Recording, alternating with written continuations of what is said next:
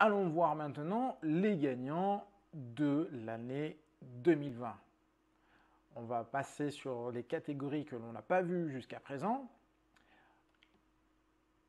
Les abstraits.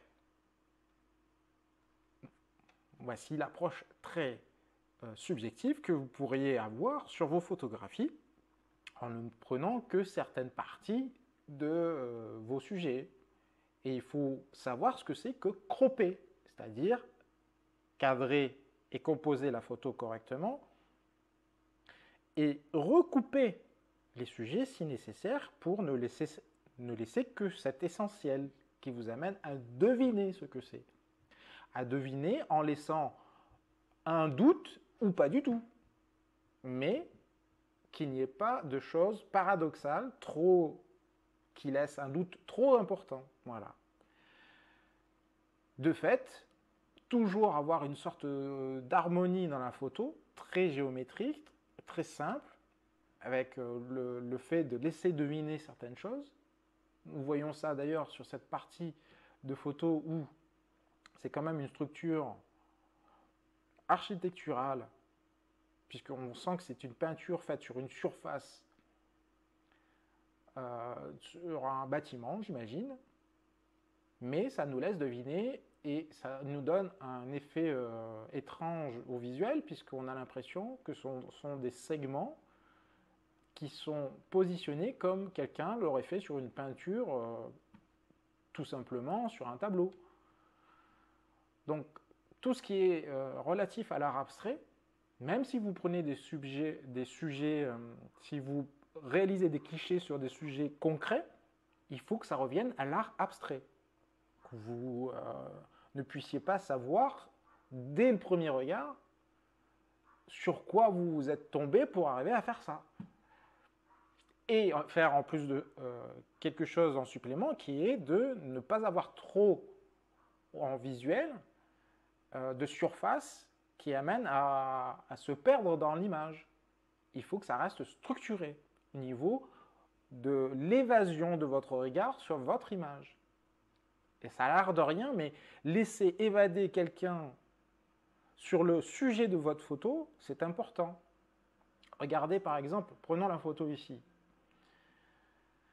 Il y a un axe principal qui amène à regarder ici verticalement sur l'arbre qui est un if et qui amène au nuage.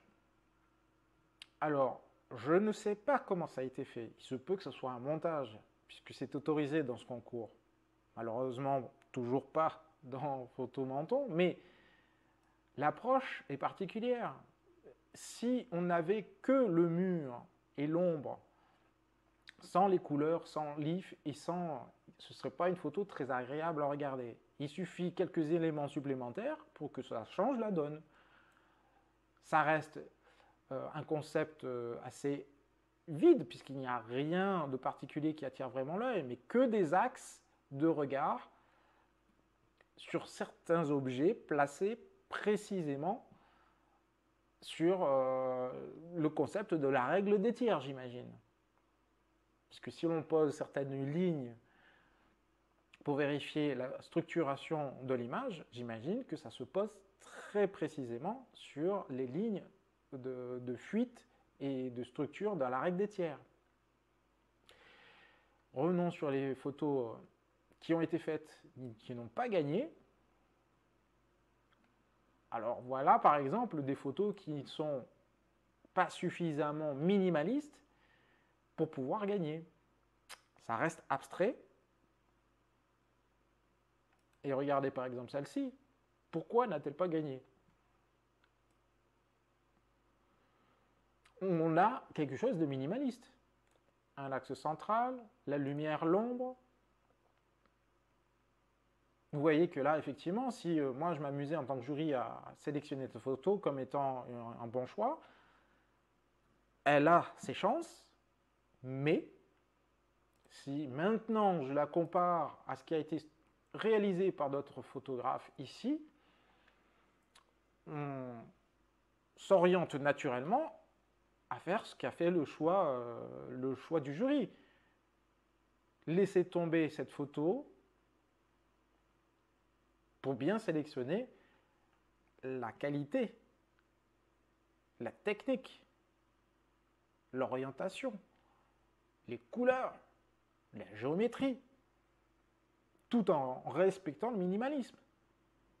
Donc face à l'étendue du potentiel qu'il y a dans cette photo vis-à-vis de cette image, il semblerait qu'effectivement le jury a fait un excellent choix. Critiquable pour bien des choses peut-être, mais pour ma part, je valide. Effectivement, j'aurais fait le même choix que les jurys. Alors, regardons encore d'autres catégories que l'on n'a pas vues. Les photos aériennes de drone, est-ce que c'est possible de faire des photos minimalistes? Et voici les 3 gagnants. Vous allez me dire, mais celle-ci, ça a quelque chose de minimaliste. Ce sont les formes géométriques qui amènent à comprendre sans avoir d'ambiguïté, en fait, sur ce que c'est. Et pourtant, vous allez me dire, mais qu'est-ce que c'est que tout ça? Et il semblerait que ce soit une grande piscine faite par des architectes, vue de haut, et la couleur de l'eau verte, je ne sais pas si à l'origine elle était verte lors de la prise de vue, confirme que c'est une piscine, puisqu'en plus il y a des toboggans. Et le visuel, vu de loin, amène à une vision simpliste et minimaliste d'une vision architecturale vue d'en haut. Et c'est vrai que c'est assez rigolo, puisqu'on s'imagine être des formes géométriques de dessins élaborés à la main. Et pourtant, ça n'est pas le cas, puisqu'effectivement, c'est un drone qui a effectué la photo vue d'en haut. C'est une photo connue ici, par exemple, que nous avons ici, là. Une photo connue parce que, évidemment, les gagnants sont mis en valeur dans les médias actuellement. Donc, c'est une photo qui a été prise au-dessus de la mer lorsque les gens vont tout de suite profiter de la vague. Et cette image étant en horizontale 16/9, c'est un format qui est accepté même chez Photomenton, où l'essentiel qui est à regarder, c'est les forces de ligne de la vague en haut, le blanc qui est similaire à ce que l'on voit en bas, et les humains au travers de cette force bleue que nous avons là. Donc c'est minimaliste parce que effectivement il y a une forte intensité du bleu, du blanc, et les humains que l'on voit sont très petits par rapport à l'immensité de ce qu'il a pris comme cliché. C'est pas quelque chose de facile à faire de faire une sélection en drone. Regardez par exemple, des fois la photo est bien grande, la seule chose qui vous est important de faire, c'est de recouper la photo juste sur l'essentiel. Et ça demande à regarder de longues minutes une photo pour n'arriver qu'à se pointer sur l'essentiel et de dire, en fait, au final, dans toute l'intégralité de la photo, qu'est-ce qui intéresse vraiment l'œil, en fait? Eh bien, ce sont les sections entre l'eau et la terre. Ici, j'imagine que ce sont des étendues salaires pour travailler je ne sais quoi, peut-être, oui, en Camargue. Ou, ce sont, oui, c'est ça. C'est les détails du sel et l'évaporation du sel sur les étendues d'eau. Donc, de ce regard vu d'en haut, on a une approche artistique où presque on a l'impression que ces rayures qui sont élaborées naturellement par le sel ont été faites à la main, comme une peinture. Et ça reste minimaliste. Il n'y a pas grand-chose à regarder, ce sont que des structures de géométrie positionnées précisément pour attirer l'œil. Et il faut s'imaginer que le minimaliste, c'est comme une peinture finalement que vous mettriez sur votre mur en tant que tableau. C'est aussi simple que de dire que c'est un peu comme de l'art abstrait photographique, où presque la chose, la résultante, le résultat final que vous auriez ce serait de faire un tableau à mettre tout de suite sur votre mur de salon. Et ça impacterait n'importe qui le regarderait. Parce que le peu de choses qu'il y a à regarder, ça laisse imaginer plein de choses. Voilà l'effet minimaliste. Revenons un petit peu aux gagnants de 2020. Et voyons par exemple, encore une photo que l'on n'a pas vue, ce serait Street.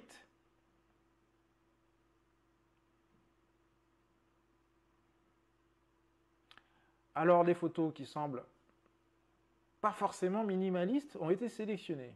Qu'est-ce que c'est que ça, 2020? Je pense que c'est encore cette approche-là qui est des formes géométriques, le côté artistique. Peut-être le jury a-t-il changé d'ailleurs entre l'année 2019 et 2020. Et cette approche minimaliste, il y a toujours ces forces lignes de fuite et du visuel établi par les architectures, la nature. Elles sont bien assemblées dans la photo. Il y a, par exemple, sur la photo ici, au niveau de l'axe principal de la vision, on a un regard assez circulaire et un espace vide prononcé avec des contrastes extrêmement forts entre l'ombre et la lumière, peut-être bien travaillé en post-traitement. Et cette photo qui semble très intense, peut-être été établie en pleine journée, en plein midi. Pas facile à faire. C'est un choix qui peut être en amont, comme le fait de le faire en post-traitement plus tard. C'est une réflexion à avoir. Et respecter le thème, c'est tout ça.